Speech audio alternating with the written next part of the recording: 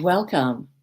This is Alice Alicia Jones, and I am going to continue with releasing burdens on how belief systems control your life. This is part two. And with the belief systems, what you have to ask yourself is how many are really yours? Because effectively, some may belong to you, but some may belong to others, but you're just accepting them as your own. Or then you also have to ask yourself, how many are left over from past experience? And when I say past experience, I'm not only talking about the past in this lifetime, but it could be a past in a previous lifetime. I know I had a situation once in a Christmas outing that really brought this home for me because we were doing a gift exchange, and the gift exchange was one of these that is called Yankee Trader, or I think I've heard it called that. I've heard it called other things, but it's where you get to take a gift and then steal a gift from somebody else, and it's a lot of fun. Can be very very funny. Um, can produce a lot of laughs, a lot of squeals, a lot of excitement, and the beauty is that the in this particular instance, I became very fond of an angel that I wanted to take. And I did not have the final number that would get me to keep the angel. So basically, the people who were at this party uh, started to hound the person who had the final number, who got to take any gift that she wanted. And they kept hounding her to take the angel away from me. And as that was happening, I all of a sudden went into an altered state where I started to hear something that unfortunately horrified me, because what I started to hear was crucify him, crucify him. And I felt that I was in an arena where this was part of the Christians that were being persecuted around the time of Christ or after Christ had been crucified, and was going to then be led to a crucifixion because of public opinion. I left that outing with the most severe headache I have ever experienced in my life. And I knew that what I had experienced was a throwback to a past life. And I also knew that because of the fact that these were all friends in this lifetime, I had to forgive them. And I had to forgive myself for being caught in that situation. So that is sometimes what an experience can lead you to. It can lead you to an understanding of the origin of why you have a certain feeling or a certain fear. So you will need to examine that. And one of the things that I've learned, as long as you can stay in the now, you can start with a clean slate every single day. And the action plan that I want you to follow, because life is a do it yourself project. And the action plan that I want you to follow for um, figuring out what beliefs are causing you to have extra burdens in your life is for you to write your own list of beliefs. And then after you write your own list, and if you want to review the list that I used, just go to part one of this series. And that was filmed earlier today.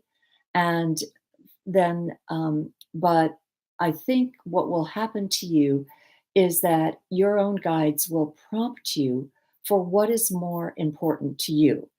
And as you write your list, then you're going to go back and you're going to say, keep or reject.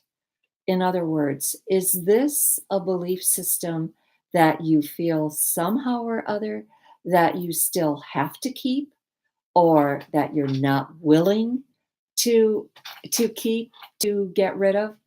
Uh, or is this a system that you can reject? And just leave it for yourself and at the to decide. And at the end, recognize how many of the beliefs that you're holding on to that are still yours, because you may have been able to discard those that were part of your parental belief, part of your ancestry, part of your heritage, part of the uh, uh, social situation that you're in, rather than what is personally important to you.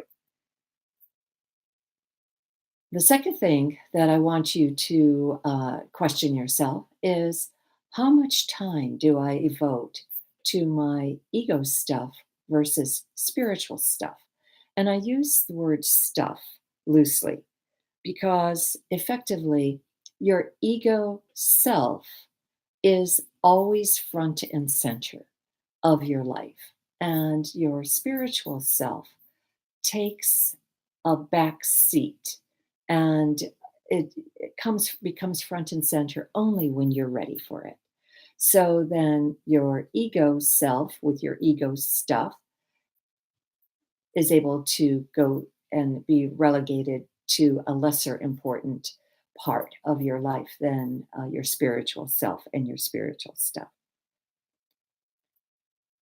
In this manner, you're able to determine what beliefs are you holding on to that determine what burdens you're continuing for yourself. And you continue to look at which beliefs you've kept. And those are the beliefs then that may be the ones that are causing you the most harm, the most damage. But if you're not willing to let them go, you're not willing to let them go. You'll have to come back, address the issue, maybe in a week, maybe in a month, maybe in a year, maybe in more than a year. But eventually, you will have to address the issue of beliefs that hurt you, beliefs that no longer serve your spiritual growth. And effectively, the most important thing now is to eliminate one burden at a time and take each one of the beliefs that you've held on to, that you've kept, that you know are not causing you to thrive, are not giving you the ability to move forward with your life, and start eliminating them. And one of the questions that has always arisen from my clients is, how do I get rid of something that I'm holding on to? And one of my questions to them is, how do you get rid of an orange? You flip your hand. And if you're holding on to something, just flipping, releasing it is all it that you need to do. Um, Effectively, sometimes eliminating it just means walking away from it, not being willing to follow the group anymore that you kind of relied on for your social activity, not being willing to follow a group that you have maybe had around you your entire life, maybe people you've grown up with, but you've totally outgrown, and yet you hang on to them for old time's sake or for whatever reason that you feel is right for you. So effectively, you have to change your perspective. You have to put a new lens in your camera, and you get to do that strictly by choice, by the choices that you make. And you've got to, by just saying to yourself, I am going to choose differently. I'm going to choose otherwise. Even though I may have thought like this my entire life, I'm no longer going to think this way. So I know that it's very interesting to me that one of the ways that I was able to start switching my beliefs is when somebody asked me a question and they said, what is the biggest lie you have ever told yourself?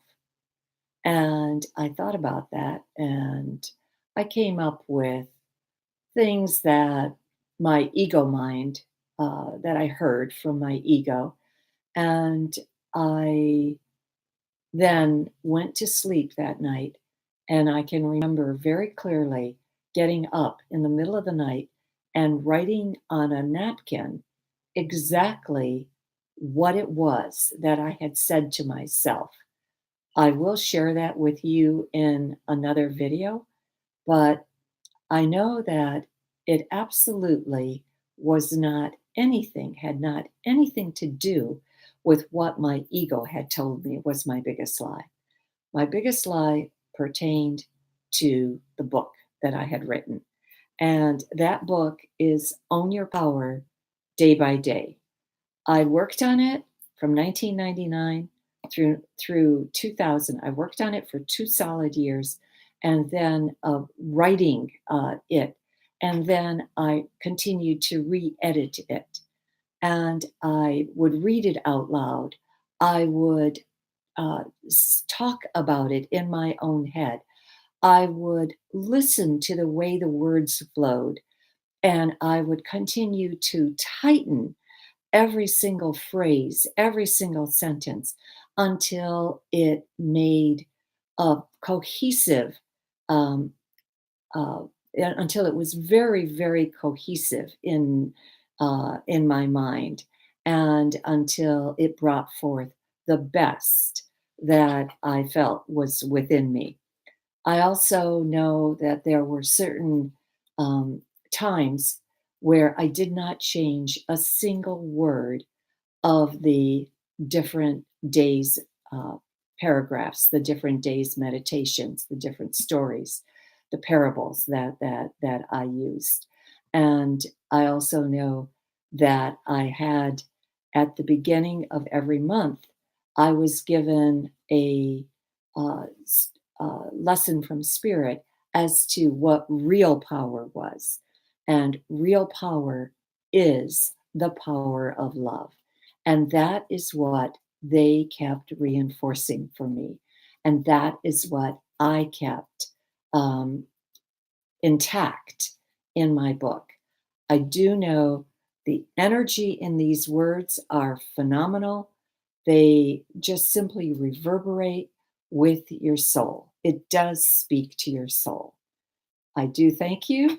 I appreciate your attention, and I will continue this in part three.